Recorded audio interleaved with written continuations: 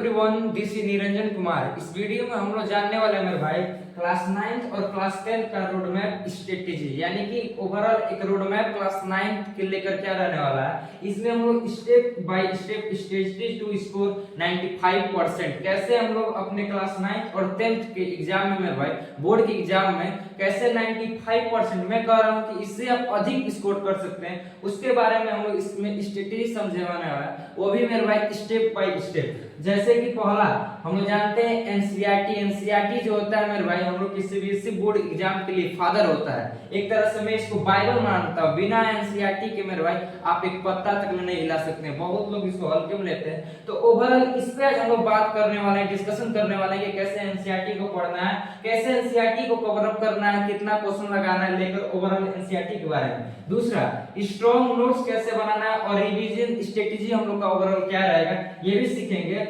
तीसरा मेरे भाई previous year paper plus sample paper लगाने से कि हमको किस टाइप का किस टॉपिक से किस चैप्टर से क्वेश्चन ज्यादा बनता है और कैसे क्वेश्चन बनता है, लॉन्ग बनता है कि एमसीक्यू बनता है, इसलिए ये भी बहुत जरूरी है मेरे भाई। प्रीवियस ईयर एक तरह से कहा जाए इसके लिए सबसे ज्यादा हेल्पफुल रहने वाला 95% या 95% प्लस स्कोर करने के लिए आपके बोर्ड एग्जाम में। चौथा बात मेरे भाई टाइम मैनेजमेंट, सबसे ज्यादा मेरे भाई इस पे फोकस करना है। ये भी एक तरह से हम लोग के लिए सबसे कठिन काम होता है। जैसे कि हर चीज हो जाता है मेरे भाई, लेकिन हम लोग टाइम मैनेजमेंट नहीं कर पाते हैं। तो ये भी हम लोग सीखेंगे कैसे अपने टाइम को मैनेज करते हुए अपने स्टडी को एकदम हार्ड से स्मार्ट करते जाएंगे। और प्रेजेंटेशन, ये भी बहुत दिक्कत है मेरे भाई। देखिए यहाँ पे सब छोटी छोटी दिक्कत है, अपने आप में भले सब छोटा है लेकिन अपने आप में सब बारूद है। प्रेजेंटेशन जानेंगे कैसे एग्जाम में बैठते हैं तो हम लोग का बिहेवियर क्या रहने वाला है, पेपर को कैसे स्टेप बाय स्टेप लिखा जाता है, कितने सेक्शन में डिवाइड किया जाता है, पेपर का रिप्रेजेंटेशन क्या होने वाला है। आप शुरू से सुनते आ रहे हैं भाई बोर्ड का एग्जाम है, बहुत इसमें जांचनर होते हैं, एग्जामिनर आते हैं, ऐसे वो हिला नहीं डोला जाता है, पिन गिर जाता है तो उठाया नहीं जाता है। इस सब भौकाल के ऊपर आज हम लोग समझने वाले हैं। और लास्ट में भाई स्टडी प्लान रहेगा हम लोग का सितंबर से लेकर बोर्ड तक ले। जैसा कि ये हम लोग का महीना कौन सा चल रहा है मेरे भाई, सितंबर का, तो हम लोग इसी सितंबर महीने से अपना तैयारी करेंगे, क्योंकि मेरे भाई आपको कल को आसान बनाना है तो आज आपको मेहनत करना पड़ेगा। तो सितंबर से लेकर बोर्ड तक ले हम लोग का ओवरऑल क्या एक स्मार्ट प्लानिंग रहने वाला है, ये भी हम लोग चलेंगे अपने नंबर वाइज। सबसे पहले स्टार्ट करते हैं वो यहाँ से, जो कि मेरे भाई एनसीईआरटी को कैसे पढ़ने वाला है। हम लोग चलते हैं अपने नेक्स्ट स्लाइड। बात की मेरा एनसीईआरटी, जैसा कि मैं बताया कि एनसीईआरटी को मैं बाइबल मानता हूं। मैं उस पे नहीं जाता हूं R D Sharma, R S. Agarwal, Manjeet Kaur, उन लोग पे नहीं जाता हूं भाई।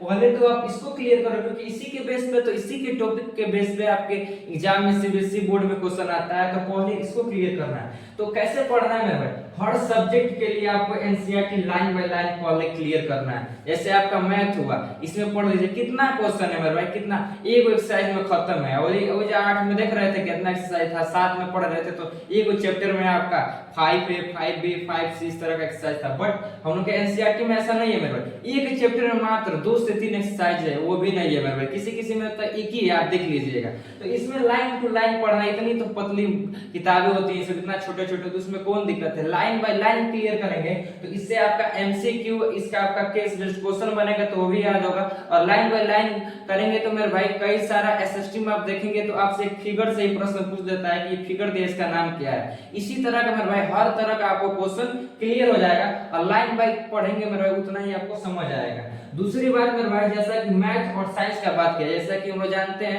5 सब्जेक्ट में मैथ और साइंस को जो बीट करता है मेरे भाई, जो फाइट कर लेता है, उसका परसेंटेज में कर रहा हूं 100%, 95% से अबव आता है। जिस बंदे ने इस दोनों में लड़ लिया, इंग्लिश हिंदी तो ऐसे ही लड़ लेता है, साइंस भी। तो इस दोनों में कैसे पढ़ना है, इन दोनों को कैसे करना है मेरे भाई, मैथ और साइंस को, तो इसमें आप एनसीईआरटी एग्जांपल, उसके साथ साथ एनसीईआरटी के जितने भी एक्सरसाइज, 2 काम कर लीजिए। ओवरऑल कहा जाए एनसीईआरटी की आपकी बुक को पढ़ लेना है मेरे भाई, उसके अंदर के एक ही क्वेश्चन को सॉल्व कर लेना है, 100% सॉल्व करना है मेरे भाई। मेरे भाई मैंने अनुभव किया है यही। तो मैथ में आपका क्या है, यही जो मैं आपको एग्जांपल दे रहा हूं। मैथ में आप उठा के ले लीजिए, पहला रियल नंबर में आपका √3 या √5 आता है प्रूव करने, या एचसीएफ या एलसीएम से आता है मेरे भाई।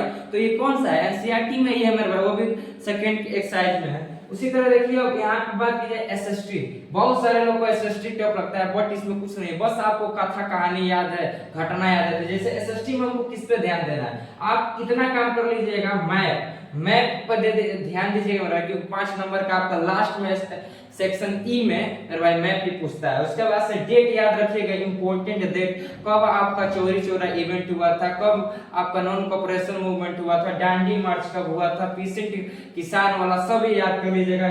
इसमें टेबल होता है आपका, कोई ग्राफ होता है मेरे भाई, कोई आपका बायो डाटा दिया रहता है, वो सब याद कर लीजिएगा, ये बहुत जरूरी होता है एसएसटी के लिए। Second thing is strong notes and revision strategy. How to make strong notes and revision strategy.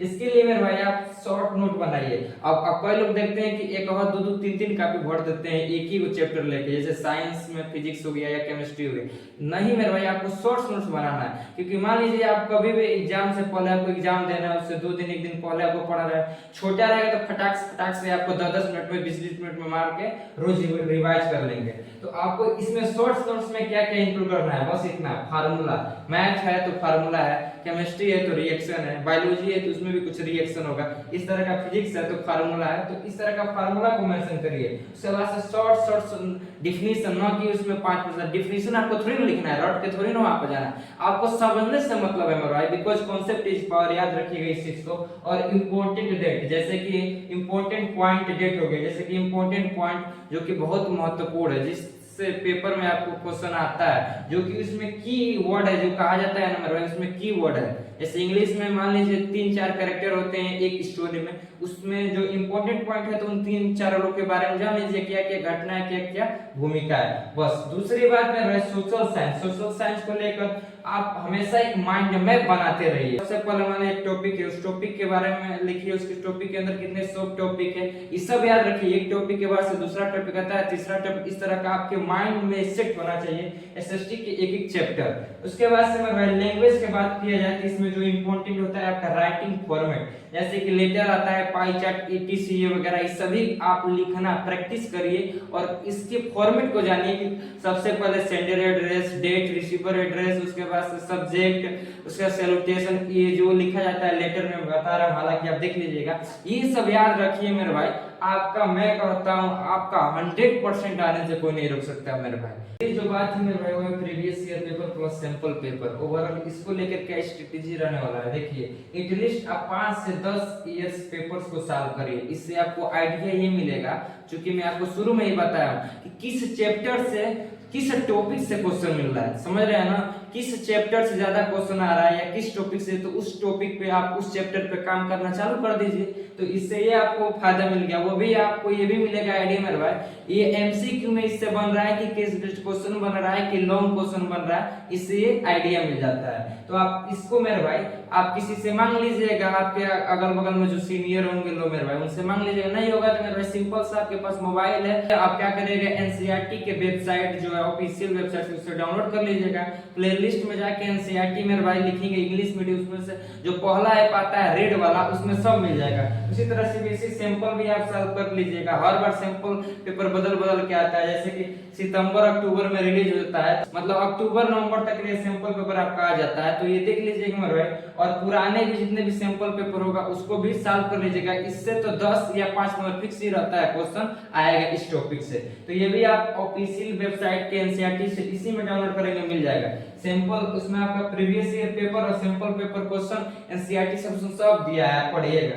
उसके बाद में थर्ड चीज जो सबसे जरूरी है, मिस्टेक को एक एरर नोटबुक में लिखिए और उसको रिपीट मत करिए। मतलब कभी भी आप क्वेश्चन लगा रहे हैं तो उसमें आप देखिए कि क्वेश्चन लगा रहे हैं तो आपसे क्या क्या मिस्टेक हो रहा है उसको लिखिए, उस मिस्टेक को आप दूर करिए। मतलब दोबारा आप कभी भी क्वेश्चन लगाए तो वो रिपीट ना हो, उस पर ध्यान दीजिए, क्योंकि मेरे भाई जब आप अपने गलतियों को सुधारने लगेंगे तो अच्छाइयां जो होगा मेरे भाई, आपके अंदर जितने भी वो सही बातें होगा सब सुधरने लगेगा। आप सही को सुधारना है, आप गलती को सुधार ही नहीं रहे तो कहां से सुधरेगा। पहले आप अपने कमियों को दूर करिए, उसके बाद से बाकी तो काम सही से होने लगेगा। तो क्वेश्चन था मेरे भाई एक बेस्ट टाइम टेबल, मतलब एक तरह से कहा जाए कि कैसे अपने टाइम को मैनेजमेंट करें। तो टाइम को मैनेजमेंट करने का सिर्फ एक ही तरीका है, आप रोज का आपका एक फिक्स टाइम टेबल होना चाहिए, जिसमें मेरा भाई स्कूल और सेल्फ स्टडी दोनों मेंशन होना चाहिए, यानी कि दोनों इंक्लूड होना चाहिए कि स्कूल हम जाते हैं तो इतने घंटा, उसके बाद सेल्फ स्टडी इतने घंटा। स्कूल और सेल्फ स्टडी दोनों के अलावा मेरे भाई आप घूमते हैं, हर काम एक्टिविटी करते हैं, सोते हैं, सभी उसमें मैनेजमेंट होना चाहिए कि इस समय हमको सोना है, ताकि मेरे भाई दिमाग आपका रेस्ट रहे, तो आपकी बॉडी काम करे अच्छा तरीके से फिजिकली मेंटली, तो आप पढ़ सकेंगे। उसके बाद भाई आपको मैं बता रहा हूँ, यदि आपको टफ सब्जेक्ट लगता है, जैसे कि दो ही टफ सब्जेक्ट है मेरे भाई, मैथ या साइंस, यही दो है, तो इसमें से मैथ या साइंस आपको मैं कहता हूँ दोनों आपको टफ है, या ये कहो कि जो भी सब्जेक्ट आपका पांचों में से टफ लगता है उसको आप मॉर्निंग में पढ़िए, क्योंकि मॉर्निंग में मेरा भाई हम लोग का माइंड एक तरह से कहा जाए एकदम फ्रेश होता है। बहुत सारे लोग का मैं आप ही को प्रूफ दे सकता हूँ, जब आप क्लास 8 में होंगे, क्लास 9, क्लास 7 में होंगे, क्लास 6 में होंगे, तो आप सुबह उठ के पढ़ते होंगे, लर्न करते होंगे, तो आपके लर्निंग कैपेसिटी बहुत तेज होगा एज कम्पेयर टू शाम से। तो एक तरह से सुबह में मेरे भाई 5 से 6 बजे का जो समय होता है बहुत ही स्टडी करने के लिए बेस्टफुल होता है। तो सुबह आपको जो टफ लग रहा है मेरे भाई, एक बार मेरे कहने से पढ़िए, यदि वो सब्जेक्ट आपको ना धीरे धीरे आने लगा तब क्वेश्चन करिएगा। तीसरा बात मेरे भाई, रात को रिवीजन करें, रात को आप शॉर्ट नोट्स जो बनाए उसका रिवाइज करिए सब सब्जेक्ट का।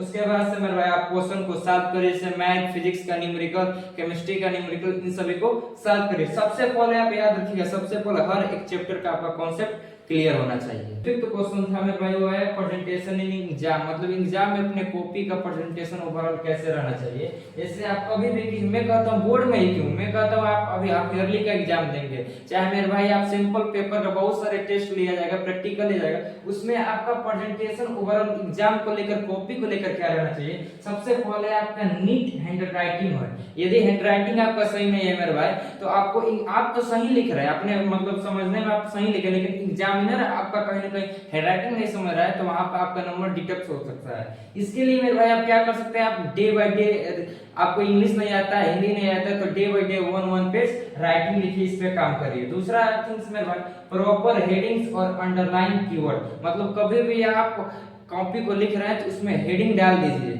जैसे सेक्शन डालते हैं, सेक्शन ए के द्वारा कौन सा हम लोग का एमसीक्यू है, तो आप हेडिंग को डालिए और उसके बाद से अभी आंसर लिखिए, तो उसमें जो कीवर्ड होता है उसको अंडरलाइन कर दीजिए। क्योंकि मेरे भाई जो आपका एग्जामिनर कॉपी चेक करता है उसके पास इतना समय नहीं रहता है कि फुल्ली आपका पूरा पेपर को पढ़े लाइन बाय लाइन, वो उसी कीवर्ड को देखता है, उसी पॉइंट को देखता है जो बच्चे अंडरलाइन किए रहते हैं, उसी से उसके ओवरऑल माइंड में ये सूचना मिल जाता है कि जो ये कीवर्ड है ये कहीं ना कहीं बच्चा पढ़ा है और कहीं ना कहीं ये सही लिखा है, उससे आपका नंबर और भी बढ़ता है। और मेरे भाई लॉन्ग आंसर का बात किया जाए, जो कि आपके 5 या 3 नंबर में पूछता है, तो लॉन्ग आंसर का लिखने का तरीका यही है, उसको आप पॉइंट वाइज या डायग्राम का माध्यम से उसको यूज कर सकते हैं। जैसे एसएसटी में पॉइंट वाइज लिखिए, मतलब इंग्लिश में तो जैसे लिखते हैं वैसे बिना पॉइंट का, और बायोलॉजी वगैरह में इसमें आप डायग्राम बना देंगे। तो इसको फिर मैं कह रहा हूँ, आपका एग्जामिनर के पास थोड़ी ना इतना समय है कि आपका कॉपी एकदम लाइन बाय लाइन पढ़ के एक एक अक्षर एक एक वर्ड मिला है,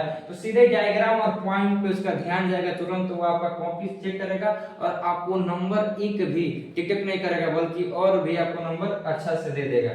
उसके बाद से लास्ट आंसर शीट में भाई कभी भी उसका स्ट्रक्चर बनाए तो नीट एंड क्लीन, आपका कॉपी में कोई कट फिट नहीं, कोई गोंजा पत्ती नहीं, लेपा पोती रायता बना के नहीं लिखना, एकदम स्ट्रक्चर बनता है लाइन टू लाइन।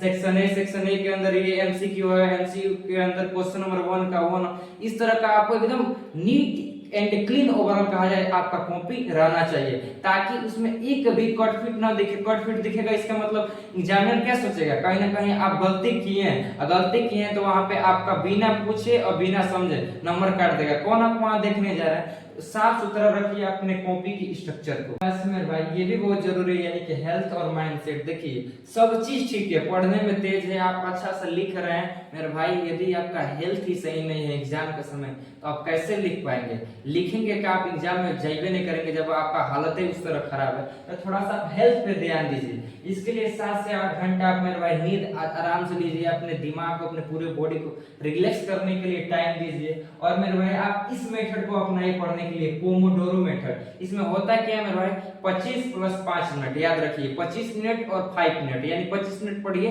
5 मिनट का रेस्ट लीजिए। मतलब 25 मिनट पढ़ने के बाद से 5 मिनट में आप थोड़ा सा टहल लीजिए, अपने घर में पानी वानी पी लीजिए, थोड़ा सा बात कर लीजिए, फिर पढ़िए, ये बहुत अच्छा रहता है। उसके बाद थर्ड थिंग्स इज मेरे भाई पॉजिटिव सोच। आप हमेशा पॉजिटिव सोच रखिए, ना कि वो नेगेटिव रखिए। ये मत सोचिए कि हमसे हो नहीं पाएगा, यू कैन डू इट रखिए, अपने आप से कहिए आई कैन डू इट, समझ रहे हैं, I can solve it, I can learn it, I can score 100 out of 100 score in board exam. आप अपने पर भरोसा रखिए कि मैं कर सकता हूं, अपने सेल्फ पर भरोसा रखिए मेरे भाई। जब तक ले आप पे खुद पे भरोसा नहीं होगा तब तक ले आप मेरे भाई आप डरते ही, आपके मन में तब तक ले डर ही रहेगा और आप स्कोर कर नहीं पाएंगे बढ़िया से मार्क्स। लास्ट थिंग मेरे भाई, फेज स्टडी प्लान सितंबर टू बोर्ड। कैसे हम लोग सितंबर से बोर्ड तक ले मेरे भाई सफर को तय करने वाले हैं। सबसे पहले मेरे भाई सितंबर से नवंबर तक ले, यानी कि सितंबर अक्टूबर नवंबर 3 महीने तक ले आपको फुल सिलेबस कंप्लीट कॉन्सेप्ट के साथ साथ और आपको एनसीईआरटी में मास्टरी कर लेना है मेरे भाई। मैं बार बार फोकस कर रहा हूँ, आप एनसीईआरटी को ध्यान दीजिए, न कि किसी भी साइड बुक रेफरेंस बुक को। तो आप सबसे पहले मेरे आपको 3 महीना, अभी भी आपके पास समय है 3 महीना, पूरा फुल सिलेबस को कंप्लीट कॉन्सेप्ट के साथ साथ मेरे भाई एनसीईआरटी में मास्टरी आपको हासिल कर लेना है। दूसरा मेरे भाई आपका स्टार्ट होगा दिसंबर से लेके जनवरी, यानी कि दिसंबर और जनवरी, इसमें आपको खूब रिवीजन करना है और sample paper, previous year paper question का प्रैक्टिस करना है। अब आता है मेरे भाई फरवरी टू मार्च, यानी कि वो महीना जब आप दिल धक धक करने लगा, यानी कि प्रेयर, अब आपका पेपर आ गया। पेपर वाले मंथ में क्या करना है आपको, भर भर के पेपर आपका स्टार्ट होगा फरवरी, यानी 20 तारीख के बाद से ही होता है। उससे पहले आपको भर के मॉक टेस्ट देना है, खूब क्वेश्चन लगाइए, खूब क्वेश्चन करिए, जितना क्वेश्चन होगा पर सब्जेक्ट का क्विक रिवीजन करिए जितना, जैसे कि शॉर्ट नोट्स जो है मेरे भाई, आप नोट्स जो बनाए हैं, फार्मूला है, इंपॉर्टेंट डेट है, इस तरह का आपका एक प्लानिंग ओवल रहना चाहिए। तब जाके मेरे भाई एक स्टूडेंट कहीं ना कहीं एक टॉपर स्टूडेंट में कन्वर्ट होता है, यानी कि 95% एबव स्कोर नंबर लाता है, परसेंटेज अपना गेन करता है मेरे भाई। आई होप मैं आपको जितना भी बताया मेरे भाई बहुत सोच समझ के वो बातें बताया जो आपके कहीं ना कहीं मन में रहता है। ये क्वेश्चन वो रहता है कि कैसे पढ़ना है, क्या क्या करना है, क्या सब मैं यहाँ पे आपको एक एक बातें बता दिया हूँ जो आपके दिमाग में और आपके जो दिल में क्वेश्चन है। तो मैं यहाँ पे जितना भी आपको प्लानिंग बताया हूँ, यदि आप मेरे भाई 100% पूरे अपने दिल और दिमाग से दोनों से फॉलो करते हैं तो मैं फिर कहता हूँ मेरे भाई आपका 100 आउट ऑफ 100 स्कोर करने से कोई भी माई कलाम नहीं रोक सकता। मैं ये 100% गारंटी से कहता हूँ। बट यदि आप थोड़ा भी रास्ते से डगमगाते हैं तो कोई बात नहीं, फिर भी आप अपने रास्ते पर पकड़ लीजिएगा। अब हम लोग मिलते हैं अपने नेक्स्ट वीडियो के साथ। आप कमेंट में बताइएगा मेरे भाई आपको कौन सी इसमें से टॉपिक था, आपका क्या सवाल है मेरे भाई, मैं उसको रिप्लाई दूंगा और आपको समझाऊंगा आपका क्या क्या क्वेश्चन है, किसमें आपको कठिनाइयां और क्या आपको दिक्कत हो रहा है, सब आप कमेंट में करिए।